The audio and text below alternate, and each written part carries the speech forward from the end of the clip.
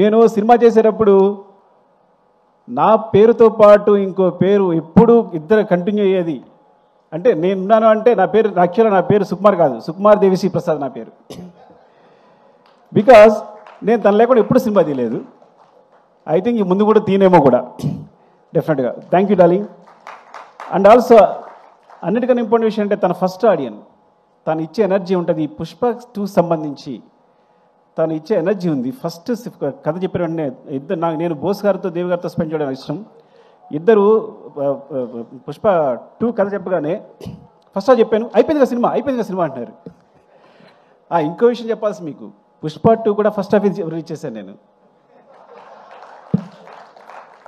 Exaggeration లేదు, తెలుసు దేవి తెలుసు కథ విన్నాడు కాబట్టి, మొత్తం విన్నాడు కాబట్టి. ఇది పూర్తి కథలో మళ్ళీ సగం రిలీజ్ చేశాను నేను. సో అనుకోకుండా అలా అయిపోతుంది. సీన్ రాసేటప్పుడు ఎక్స్టెన్షన్ ఇచ్చి చిన్న డెవలప్మెంట్స్ వచ్చి అలా అయిపోతుంది. తెలుసండి, ఫస్ట్ హాఫ్ చెప్పిన వెంటనే డార్లింగ్ సెకండ్ హాఫ్ ఏంటంటే నో అయిపోయింది కదా, అయిపోయింది సినిమా ఇంతే అంటున్నాడు దేవి. సో అంటే నా ముందు డార్లింగ్ నువ్వు కూడా అన్నావు, అది వేరే విషయం. వెరీ ఫస్ట్ నువ్వు కథ చెప్పినంటే ఏ హీరోయినా కథ చెప్తే ముందు మొత్తం కథ చెప్పమంటారు కదా. ఫస్ట్ హాఫ్ అయిపోయినంటే ఇంకా వదిలేసే, అయిపోయింది కదా, వద్దు నీకు వెళ్ళిపో అన్నాడు. ఈ హై అలాగే ఉండే నాకు వెళ్ళిపోను అని తను. సో ఫస్ట్ నుంచి వైబ్స్ అంతనే ఉన్నాయి. అలాగే ఫస్ట్ సినిమా షూట్ చేసిన తర్వాత, ఎడిట్ చేసిన తర్వాత కొన్ని సీన్లు దేవి చూపించాను. అప్పుడు చంద్రబోస్ గారు దేవి ఇచ్చిన ఎనర్జీ, ఆ ఎక్స్ప్రెషన్ ఎప్పుడు చూడాల.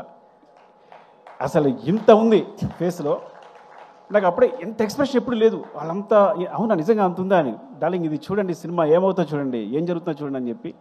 అండ్ థ్యాంక్ యూ డార్లింగ్, ఎప్పుడు అంత it's like you are my energy. Thank you, love you.